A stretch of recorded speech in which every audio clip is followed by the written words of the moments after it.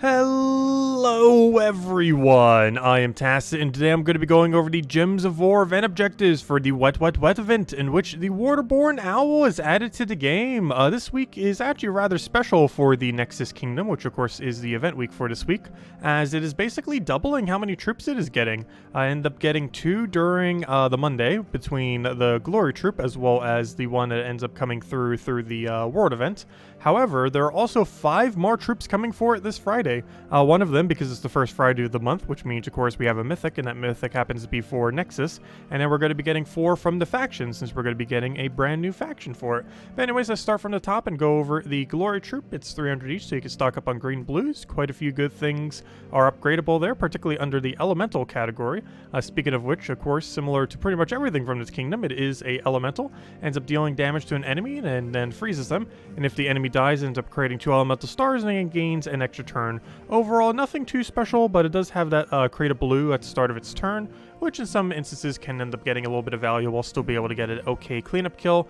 Biggest issue, similar to a lot of things that produce elemental stars, is it just doesn't produce enough elemental stars to normally justify doing it. The fact that it can get an extra turn off it makes it a little bit more usable to be able to use these elemental stars, though it is still a very, very small amount that is conditional based on actually getting a kill, and with that little bit of damage, it is very rarely actually going to be able to secure such a thing, and it's normally not worth building around compared to all the other really good green blues underneath elementals, or even just in general, between like Beatrix, Truffle, and similar things. Anyways, as far as the event key drop table, this is a very big skip week. It is a Nexus event. However, there's another Nexus event in 2 weeks, and then there's also going to be a Nexus event later that will actually have more stuff in it. The current Nexus event has, or as far as event key drop table, has very, very few things on it. Basically, 5 things that you see here are not in the drop table. Those 5 include King Haldor, which of course is from the pass. The Lovers, which is from the pass, Stoneborn Lion, which is from the pass, Waterborn Priestess, which is from the pass, and the Water Fiend, or Water Weird, I mean, which is not from the pass. It is specifically from the Ward event that we have going on this week. However, because it is in the Ward event, that means it is not in the drop table. You have to get it specifically from the World event. So the things that are in the drop table, which is probably just easier to explain at this point, is the Fireborn Warrior, Hathorn, the Natureborn Warden, the Natureborn Wolf, Nexus Portal, Shyly, and the Waterborn Owl, which you can also get for Glory. Those are the only 7 things that are in the event key drop table, which basically means do not open the event key drop table. There's basically nothing in it. So yeah, definitely hold off on that, as it is pretty pointless to do, I would say, in the current state of the game. And just wait till this Friday where we get 5 more troops, which should be able to bring Nexus up, I believe, to 9 stars, if I'm not mistaken. Almost to 10. I believe just ever so shy of 10 there, but we'll be able to get quite a bit of progress, as I believe the max is, well, not counting the other paid stuff, I think the max right now is like 5 or 6 or so, but it can go to, I believe, 9 as of Friday. Anyways, as far as the World event, we were kind of mentioning it. As far as the token, we do end up getting additional skull damage and spell damage, which is always great to see. One thing that is a little bit annoying about it is that they are all marked with mythics, and their scoring is all over the place. The easiest way to know what room to do is don't take Catapult Tower. As long as you do not take Catapult Tower, you're taking the correct room. So basically, you will eventually get to the point where you just have a billion Catapult Towers, and then one thing that is not the Catapult Tower. Keep doing that one thing that's not the Catapult Tower, and you are doing the correct room. Because eventually, regardless of how you do it, as long as you aren't taking that one single room, you're just going to be down to a singled out room, and you just keep doing that over and over again. And if you're playing on PC version, it's probably best to do the one all the way at the bottom, probably even on mobile as well, because it's closer to where you confirm for everything. So it's easier if you make the one that is your not Catapult Tower be the one all the way at the bottom, since it's closer to where you need to click for a lot of things, as far as where you click at the end of battle as well as to start the battle, of course. So it's just closer if you do it that way compared to like all the way in the corner or something. But yeah, basically just keep doing those. Don't take Catapult Tower, and get your non-Catapult Tower ideally to be on the bottom slot. Eventually you'll have 5 Catapult Towers, and when it is, just do the bottom one. It'll be closer to your clicking for slightly more efficiency. Besides from that, it pretty much goes like a standard World event. Typing we have is pretty strong. It's Elemental Blue. That was already probably the strongest color you could build a pure Elemental team off of because of Mirage Queen. And yeah, there's a lot of ways to do it. We also got this new book. You get this book from 2 different ways. You can get it in Soulforge, but the more realistic way to get it is from 500 gems, because you're going to need 250 gems and then upgrade it to Legendary and then use a blue orb on it. So tier 3 will then get you a mythic version of that by doing that. Make sure to get it to Legend before you do the blue orb though. And then if you do another 250 gems for 500 total, you'll end up getting this book. And this book is actually ridiculously good. So Jar of Eyes, about 1 year ago, actually ended up getting a nerf. I got a 14 mana cost increase to 16. The main reason why I got this nerf was because it was a blue weapon that created a blue storm. Well, this is a 14 mana cost weapon that is blue that also does a blue storm. So I'm not sure exactly why they nerfed Jar of Eyes then. Well, I guess maybe because it also had the summon to go with it and everything. But this is basically like pre-nerf Jar of Eyes, but with even more explosions, but without the summon.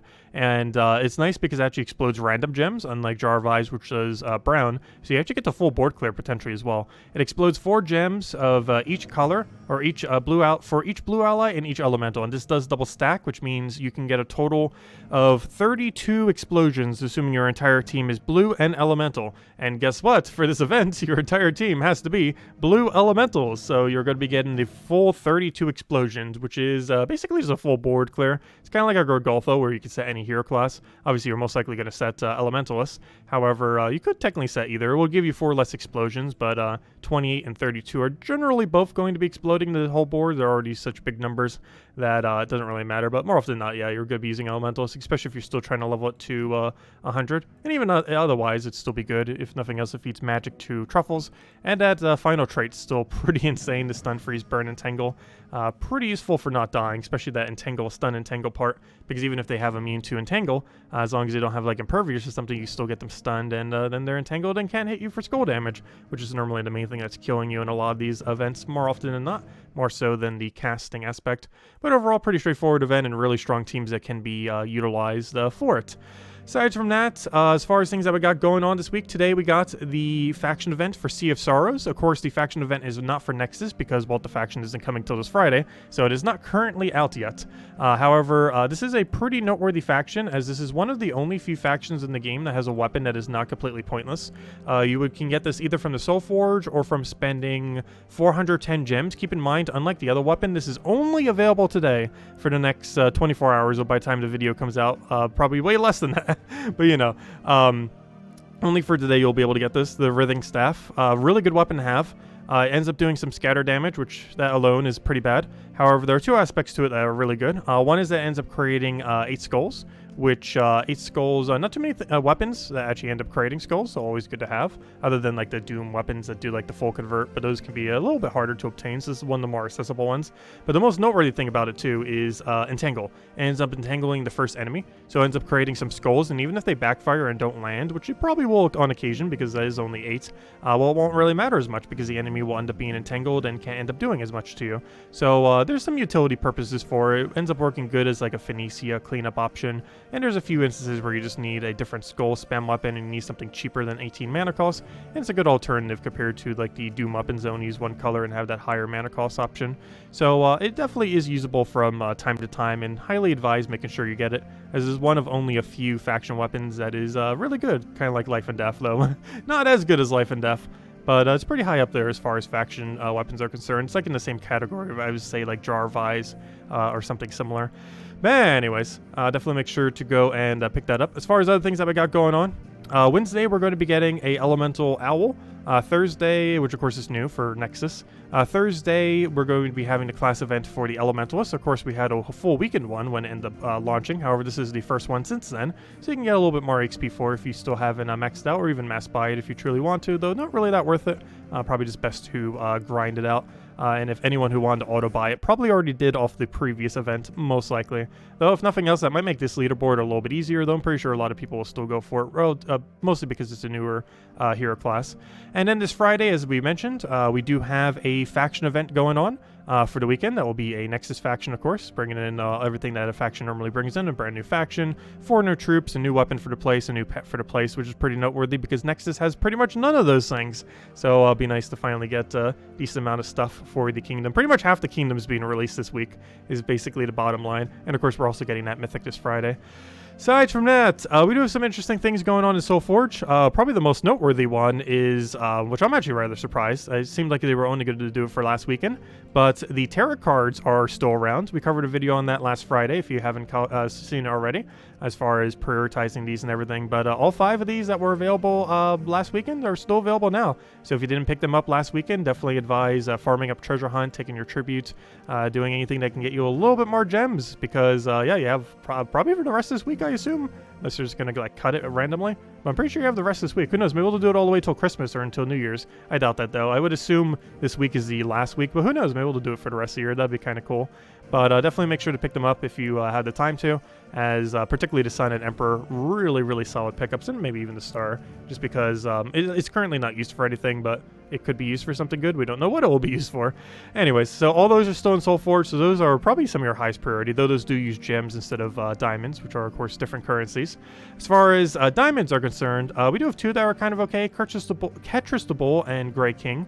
Between the 2, I would definitely go Grey King. Ketris the Bull, while a decent troop, I do feel like has been falling off recently, and while it's still really viable for a lot of damage, it kind of requires you to use Shaman hero class normally, and it's just kind of clunky, especially now that we keep getting increasingly better hero classes, like with stuff like Elementalist, of course, as well as the ones that were already way better than Shaman to begin with.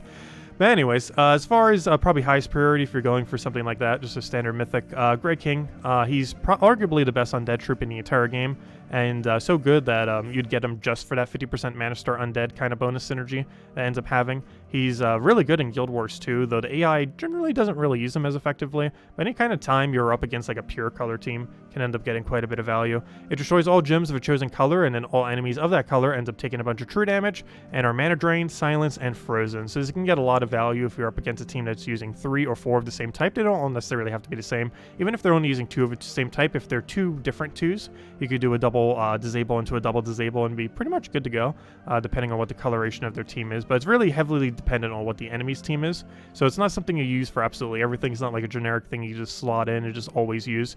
It's a very hard counter to specific teams, and you generally only bring it out in those instances or for Guild Wars situations where it can end up doing similar.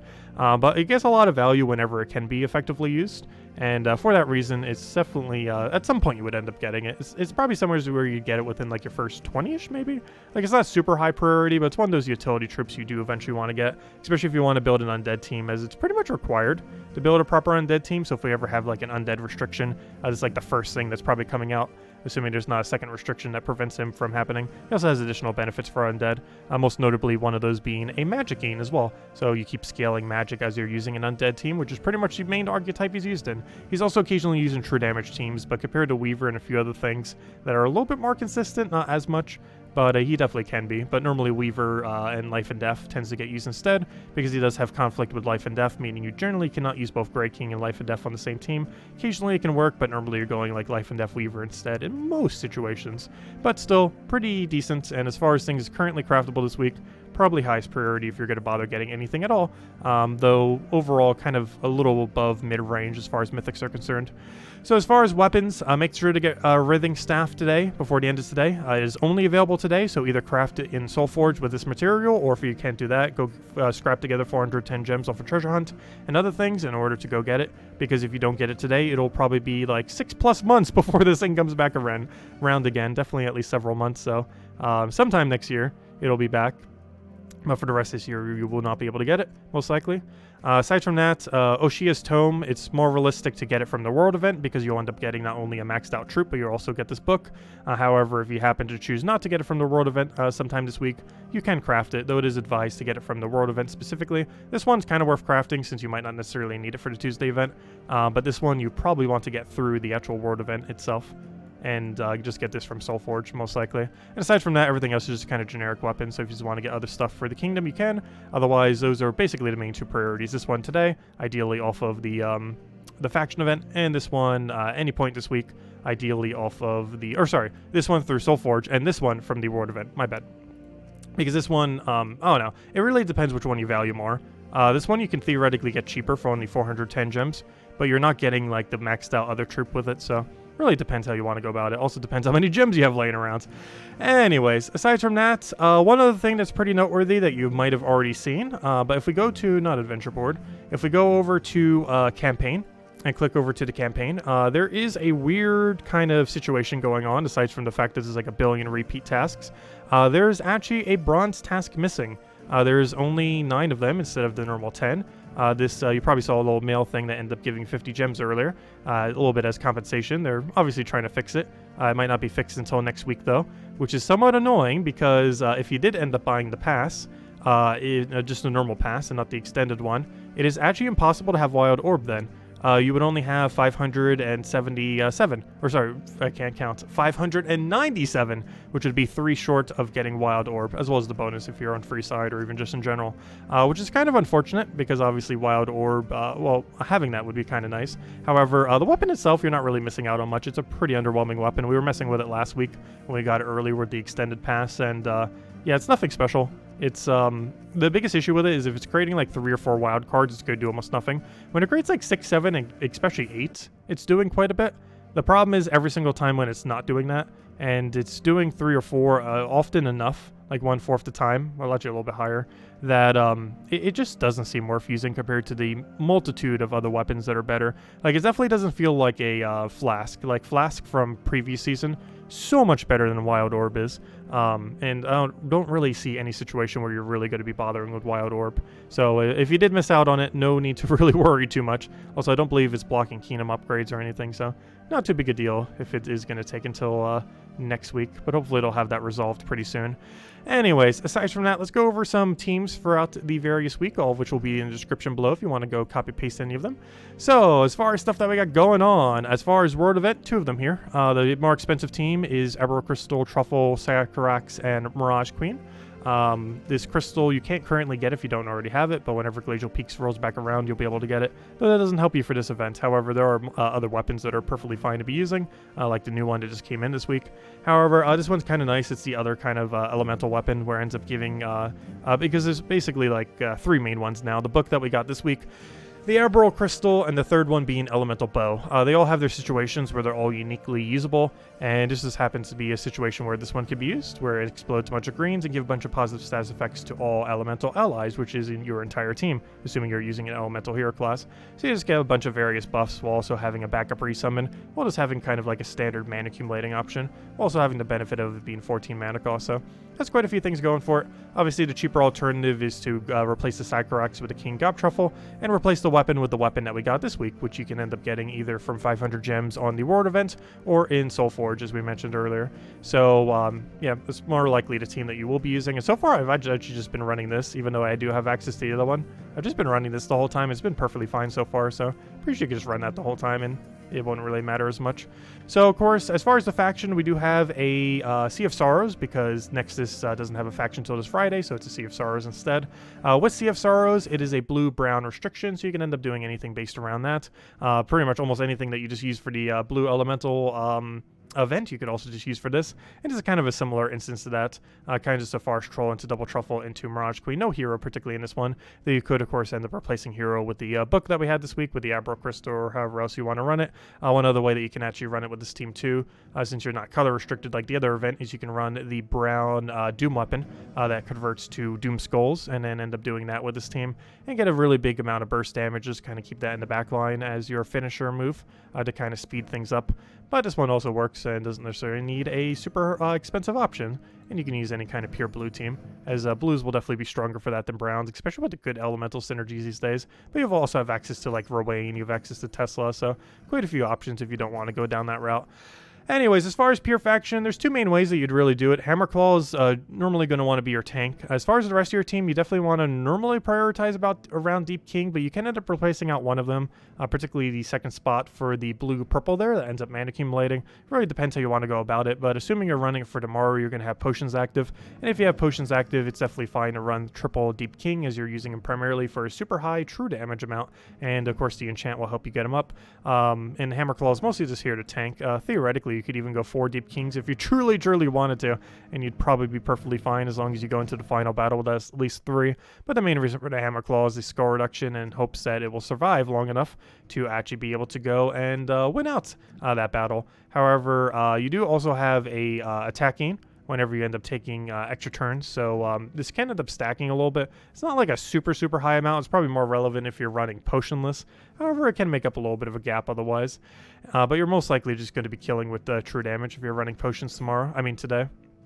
So as far as the Elementalist class, so for this, we'll be restricted to specifically Elementals from Nexus, which basically means Nexus Troops, because I'm pretty sure 100% of them are Elemental these days. I'm pretty sure that will change at some point, but very Elemental heavy kingdom, of course. But as far as what you run, you can end up running basically any weapon into their gem creation, into that corresponding full AoE weapon. So for example, if you want to go down the... oh gosh, I forget the name of the epic right now. Shaylee? I always say her name wrong. But Shaylee, that one brown yellow epic, you can do that and run it with black manacles because she creates brown, so run triple of that. The other alternative, of course, is the new glory troop that we got this week. So you can end up doing this with any full AoE blue weapon, doesn't matter which. Obviously, Dawnbringer would be the most optimal, but you can do any blue weapon that hits all enemies, doesn't have to be Dawnbringer, of course. And ideally, you do want to do this with Frost Mage due to the natural half mana start. It's one of a few instances where something like Frost Mage is actually better than Elementalist because there's no way to put a Mirage Queen onto this team since it is specifically Nexus restricted, even though you do have access to Elementals. It is specifically Elementals from Nexus, which of course doesn't currently reside a 50% mana start for the place. But anyways, guys, I'll wrap it up for this video. If you still have any other questions, feel free to leave it in the comment section below. Of course, when all that stuff comes out this Friday, we'll be going over it. I'll probably go over the Mythic in the morning and then have other content going over the faction throughout the weekend and messing around with that since quite a bit of content coming out. Pretty much half the kingdom is being released this week, and then we have another Nexus in 2 weeks from now, so a lot of Nexus events around the corner. But anyways, guys, I'll catch you guys later. Feel free to leave a like on the video. Helps out a lot and is greatly appreciated, especially now that dislikes are disabled on YouTube, since the only thing people can see now are the likes. It's really appreciated now more than ever, if you could. But anyways, guys, I'll catch you later. Hope you have a wonderful week, a wonderful month, and all the holidays coming up, and I'll catch you guys soon. Goodbye, everyone, and thanks for watching.